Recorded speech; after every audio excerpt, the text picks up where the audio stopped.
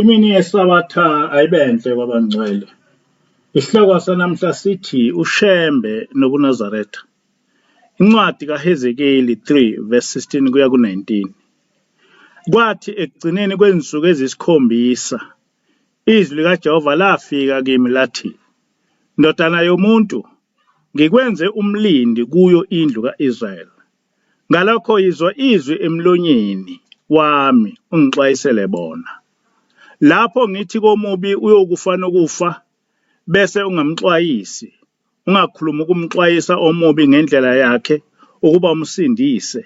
Yena uyakufela ezonweni zakhe, kepha igazi lakhe ngolibuza esandleni sakho. Kepha uma umxwayisa omubi, kodwa angaze abuya ebubeni bakhe nasendleleni yakhe embi, uyakufela ezonweni zakhe. Kepha wena wephulile umphefumulo wakho. Amen. Kuvamile ukuthi uma uthunywa nguJehova ukushumayela izwi lakhe, uthunywa kubo belwe nawe. Kodwa uJehova uthi uma ethi xwayisa abantu ngobubi babo, wena ungabaxwayisi. Kodwa uma ebajezisa, kodwa isono sabo abuye asibeke kuwe. Ilesi sexwayiso owasibhekisa kumprofeti wakhe uHezekeli. Ngale ntshumayelo siqonde ukumbonisa ukuthi budlelwane buno obukhona phakathi komprofeti Ushembe, ukuthula kube kuye, noYahweh. uNkulunkulu wethu ogama lakhe nguYahweh, kodwa lapha esizombiza ngoJehova, wacelwa isizwe sakwa-Israyeli ukuba ezosikhulula ebugqilini bukaFaro. Esesizwile isililo sabo, uJehova wehla ezulwini ukukhulula lesizwe, esebenzisa uMose. Nempela uJehova wasikhipha lesizwe eGibhithe, kodwa okwathi besendleleni wabe esebanika inkolo yakhe. Le nkolo uJehova akayibizanga ngegama, ngoba kwakuyinkolo yesizwe sonke. Okubalekile kule nkolo ukuthi uJehova wenza izivumelwano nabantwana bakwa-Israyeli, ukuthi uJehova uzoba uNkulunkulu wabo, ebavikele kuzo zonke izinhlupheko zabo, bona bese bemkhonza ngokugcina yonke imithetho yakhe. Ku-Exodus 24 verse 6 kuya ku-7 kuthi, uMose wathatha ingxenye yegazi wayithela ezitsheni, ingxenye yegazi wafafaza ngayo i-oltare. Wathatha incwadi yesivumelwano wayifunda ezindlebeni zabantu. Bathi konke akukhulumile uJehova siyokwenza sikulalele. Ngaphandle kwalesi sivumelwano uJehova owasenza naso sonke isizwe sakwa-Israyeli, uJehova wabuye wenza esinye isivumelwano nabantwana bakwa-Israyeli. KuNumeri 6 verse 1 to 8 kuthi, uJehova wathi kuMose, nxa owesilisa noma owesifazane enza isithembiso esithize, isethembiso somNazaretha, ukuzahlukanisela uJehova, uyakuzahlukanisa newayini nophuzo olunamandla. Zonke izinsuku zesethembiso sakhe somNazaretha kungasondeli impuco ekhanda lakhe. Uyakuba ngcwele zize ziphelele izinsuku azahlukanisela ngazo uJehova. Zonke izinsuku engumNazaretha akaye kusondela esidunjini, akaye kuzingcolisa ngoyise noma ngonina nxa befile. Zonke izinsuku zobuNazaretha kwakhe ungcwele kuJehova. Emva kwesikhathi lesi sivumelwano sathanda ukwehluka kwesivumelwano sokuqala, ngoba kwagcina sekunabantu abazalwa bengamaNazaretha beze befe bengamaNazaretha. Oqala kulamaNazaretha nguSamsoni, kulandele umprofeti uSamuel. KwiTestament Elisha abachazwe nguJohane umbhaphatisi noYeshuwa onguMesaya. Le nhlobo yomNazaretha eyayiphilwa nguSamsoni nabanye ibizwa ngokuthi i-long life Nazarite, ngoba umuntu uthi ezalwa ebe engumNazaretha aze afe. Kodwa lobu buNazaretha abuchaziwe eBhayibhelini. Ungakuqonda kuphela uma uzofunda eminye imibhalo echaza ngalomlando wamaNazaretha. Kodwa uma ufunda iZenzo 24 verse 5, lapho kukhulunywa ngoPawuli kuthi, ngokuba le ndoda siyifumene iyishinga, ivusa ukwambuka phakathi kwamaJuda ezweni lonke, iyinhloko yehlelo lamaNazaretha. Umbuzo ozibuza wona ukuthi, Njengoba uPaul wayengumpostoli kaYeshua, iliphi leli bandla lamaNazaretha owayeselihola? Impendulo uyoyithola ezincwadini zomlando ukuthi okuseqinisweni nguYeshua owayengumNazaretha, nokuthi amaNazaretha kwakungabalandeli bakaYeshua. Ku-Gospel of the Nazarenes, okuyimbhalo yamaNazaretha, kuthi, "Out of Egypt have I, Jehovah, called my son, for he shall be called a Nazarene." Mina Jehova ngibize indodana yami eGibhithe eyokwaziwa ngokuthi ngumNazaretha.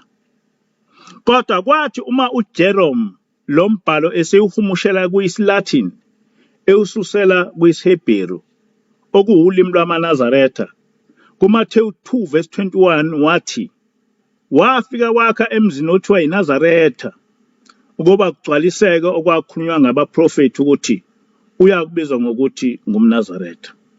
uJerome usethi uYeshua wabizwa ngokuthi ngumNazaretha ngoba wakhulela eNazaretha. Kodwa ngokwemibhalo yamaNazaretha kwakuthi nguJehova owabiza uYeshua ngokuthi ngumNazaretha. Izinto ezinjena-ke ezisiphoqa njengamaNazaretha ukuba siqondise inkolo yethu, ngoba asikwazi ukwamukela ukuhlanekezelwa kwezwi likaJehova. Igama lesiHebheru lendodana kaMariya eyalinikwa ingilosi uYeshua. Leli elithi Isus, okwagcina kunguJesus, ligama labezizwe elichaza omunye umuntu. Kungumkhuba wabezizwe-ke ukuchitha igama lakho bakunike elabo. Ma ngiqamba ingane yami ngokuthi uSibusiso, akwazi ukuthi ngoba nakhu yayidume ngokwenza izinto ezinhle emhlabeni, bese emva kwesikhathi kuqhamuka esinye isizwe siqambe umuntu waso ngoblessing, bese sithatha impilo kaSibusiso wami sithi impilo kablessing wabo, ngoba uSibusiso noblessing amagama asho into eyodwa. Okuyinkinga ukuthi kuba isizwe simnyama esifakaza ngalobu buqili. Uma uthi uyababonisa bavele bathi ungumdukisi, ungumhlubuki. Ngesikhathi sikaYeshua inkolo kaJehova yaba nama-sects noma amabandla okwakungabaSaddusi, abaFarisi, amaNazaretha nabanye. Ama-sects adumile ngabaSaddusi nabaFarisi, kodwa akukhulunywa lutho eBhayibhelini ngamaNazaretha ngaphandle kwalokho okushiwo ngoPawuli kwizenzo 24:5. Ngo-70 AD engasekho uYeshua onguMesaya, isizwe samaRoma sahlasela iJerusalema, sabhidliza ithempeli. Ikomkhulu lalenkolo lasuswa eJerusalema lasiwa eRome. Okwathi ngo-135 AD yaqedwa nya ngokuphelele lenkolo kaJehova.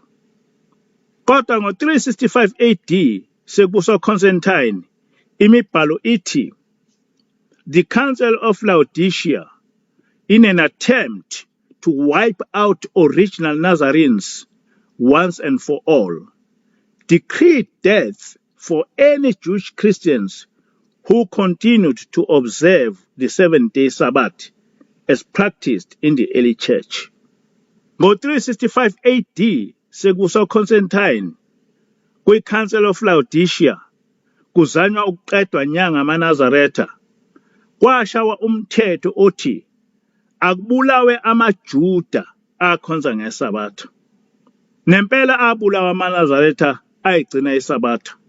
Kwaqedwa nya ngebandla lamaNazaretha elaliholwa nguYeshua. Le nkolo nebandla likaYeshua ize yavuselelwa ngumprofethi Ushembe, ukuthula kube kuye, ngo-1910. Ngo-1913 Ushembe wabizelwa nguJehova entabeni yaseNhlangakazi. Wathunywa ukuba avuselele imithetho kaJehova, njengoba uJehova wayeyilobile ngenceku yakhe uMose.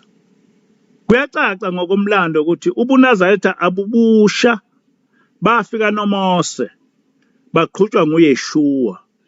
Ushembe walethwa emhlabeni nguJehova ukuzovusa uNazaretha okwakuqedwe ngabezizwe. ukubonisa ukuthi ubunazaretha okwakuqhutshwa nguShembe kunguqhubeka kwenkolo esayinikwa nguMose. Kuvesi 3 womthandazo weSabatha uShembe wabhala lamazwi: Mesabeni uJehova zizukulwane ngezizukulwane, nigcine imithetho yakhe wanilobela yona uJehova ngenceku yakhe uMose, ukuze kudumisa kwenu kwamukeleke kuThixo emkhosi. Le mfundiso kaShembe iyimfundiso ebonisa ngokusobala ukuthi thina njengamaNazaretha silandela inkolo uJehova owayehlisela kuMose, yachithwa ngabezizwe emva kwaYeshua onguMesaya. Ukufakazela lokhu esikushoyo kuMathewu 5:17-20, uYeshua wakhuluma lamazwi: Ningasho ukuthi ngizochitha umthetho nabaprofeti.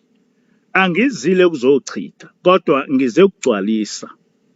Ngokuba ngiqinisile ngithi kini kuyokwedlula izulu nomhlaba, kodwa akusoze kwedlula nasicashaza somthetho kuze kufezeke konke. Ngakho-ke oweqa owodwa kule miyalo emincinyane afundisa abantu kanjalo uyakuthiwa ngomncinyane embusweni wezulu. Uma ubhekisisa uvesi 3 womthandazo weSabatha noMathewu 5 from verse 17-19, yonke le miyalo igcizelela ukuthi asikholwe ngokugcina umthetho kaJehova owawuloba ngenceku yakhe uMose.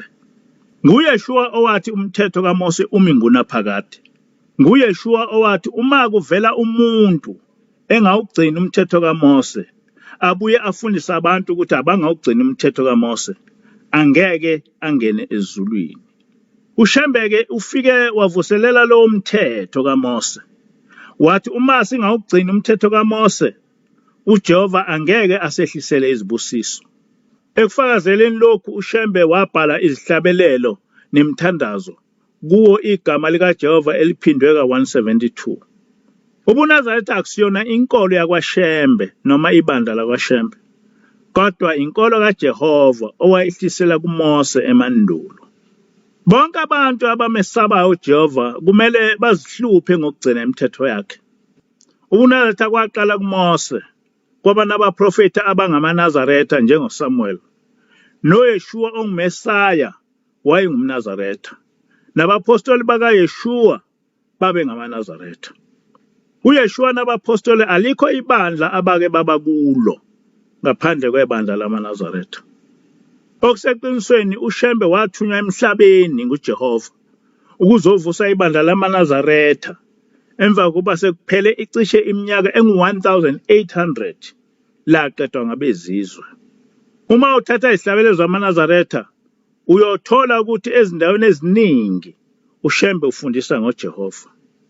Lokhu kusibonisa ngokuphelele ukuthi ibandla lamaNazaretha libandla likaJehova. Kusihlabelelo 73 verse 3-4 umprofeti uthi, idwala elihle lamaNazaretha owasikhethela lona uJehova ngokulithanda kwakhe. Useze wahloba ngabo kathathu lobu uNazaretha phambi kwamazulu onke unyaka omunye. UbuNazaretha akusilo ibandla lomuntu, akusilo ibandla lasemhlabeni, kodwa libandla lasezulwini. Kumthandazo wokuvuka wokulala noweSabatha, uma eqala imthandazo uShembe uthi bandla likamenzi wezulu nomhlaba. Umenzi wezulu nomhlaba ke nguJehova. Kuvesi 11 umthandazo weSabatha uShembe uthi, khumbula ukuthi namhla usuwenze izivumelwano noJehova uNkulunkulu wakho sokuthi uyohlala endlini kaJehova kuze kube sekupheleni kwensuku zakho. Uma uba ngumNazaretha usuke wenza izivumelwano sokukholwa noJehova. Uvuselela isivumelwano esenziwa ngokhokho bethu entabeni yaseSinayi. Ngijwayele ukuchaza ukuthi mhla ka4 January 2010 kwafika ingilosi kithi yabe isithi, ngithunywa kuwe nguShembe ubaba ilanga uthi angikutshele umakhele indlu kaJehova. Indlu kaJehova ke libandla. Kuleli bandla uyofundisa abantu bonke indlela eyiyo yokukhonza uJehova. Uyokwenza lokhu ngokuthathela ezimfundisweni zikababa mkhulu efundisa amaNazaretha. Kukho konke ukufundisa uyocaphuna eBhayibhelini nasehlabeni zamaNazaretha, ngoba lezi zincwadi asiphambane.